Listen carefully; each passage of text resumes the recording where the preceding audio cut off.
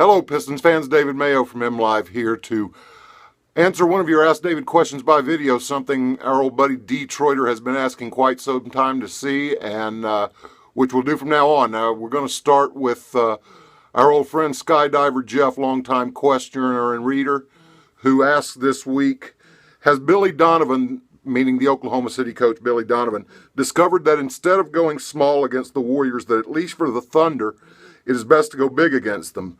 Donovan has paired his two big men, Steven Adams and Enes Kanter, along with Russell Westbrook and Kevin Durant, on the court together with much success. What matchup problems does this cause the Warriors, and what can Steve Kerr, the Warriors coach, do to exploit them? Also, do you believe the NBA should have suspended Draymond Green for his kick of Steven Adams in the groin?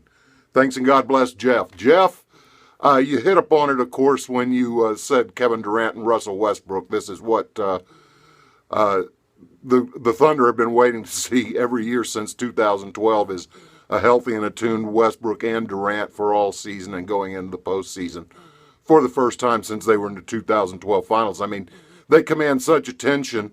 Westbrook on the drive is almost unstoppable, and when you do stop him, you have to commit so much defensively that you're either opening up something on the in the corners, on the wings, pocket passes. Everything comes into play if you actually stop the initial ball drive, which is hard enough to do with possibly the elite driving point guard in the league.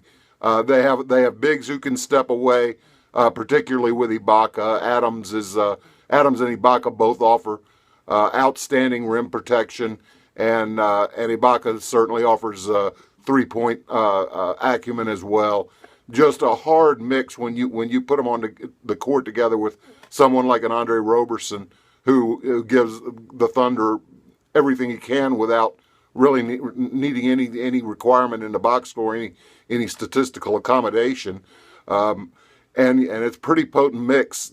That said, in Game 3, it kind of got away from the Warriors when Steven Adams was out of the game, and they had more of a Dion Waiters and Roberson with Ibaka and the two big guys. So I think as long as you have Kevin Durant and Russell Westbrook on the floor, you're in pretty good shape if you're in Oklahoma City. And there are probably a few teams over the last few years that came out of the West, like Golden State last year, like San Antonio, that probably are better off for not having seen a full-strength Oklahoma City team at those times in those years, at the playoff times in those years. As for what Steve Kerr can do to change it, it sounds kind of strange to say that a coach of a 73 win is limited by roster, but he is a little bit limited by roster. Oklahoma City's unique. They have two superstars who are two of the top 10 pull-up scorers in the league. They have a great catch-and-shoot scorer and a great driver in Durant. They have, again, the possibly premier point guard driver in the league in Westbrook.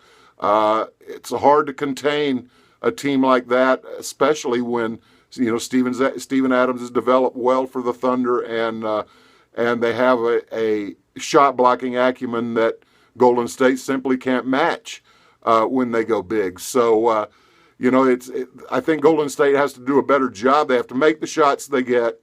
They have to do a better job not challenging rim protection shot blockers all the way to the rim, where Oklahoma City has really turned it up defensively and been a real deterrent in the middle. And their superstars have to step up too, because in reality, Oklahoma City, Russell Westbrook is not consigned to the idea that Stephen Curry is the best point guard in the NBA. And Kevin Durant and Russell Westbrook, if they do break up this team in Oklahoma City, have every intent of trying their best to come out of this with at least one ring before that happens. As to the Draymond Green question, of course, we all saw it. It's what everybody's been talking about for a couple of days now. Green kicking Steven Adams in the groin in Game 2 in the second quarter, after which the Thunder went on a game-deciding run that put them up 2-1 in the series. And the rule to me is pretty clear. I'll read it if I can find it here. I had it. Yeah, Rule 12B, under fouls and penalties, the portion to deal with personal fouls, Section 4, flagrant fouls, Part B.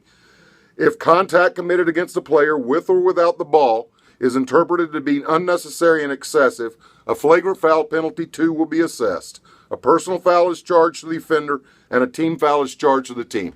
It carries 2 shots, possession, and ejection automatically of the offending player. I thought it was a dirty play. I'm not saying Draymond Green's a dirty player. I'm saying he committed a dirty play. My first thought when I saw it was flagrant 2. That's what this rule says. Excessive contact didn't have anything to do with a basketball move. You can say Draymond Green kicks all the time. Okay, that's fine. I can probably do a video compilation of Luis Suarez chewing a lot. I can probably do a video compilation of Bill Romanowski spitting a lot. But when they direct a spit or a chew or a kick at another player, in this case Steven Adams' groin, it is an excessive foul. It was a flagrant 2. He should have been ejected that night and should have been suspended for Game 4. That's my opinion. Thanks for tuning in. We'll be back with another video answer on Ask David next week.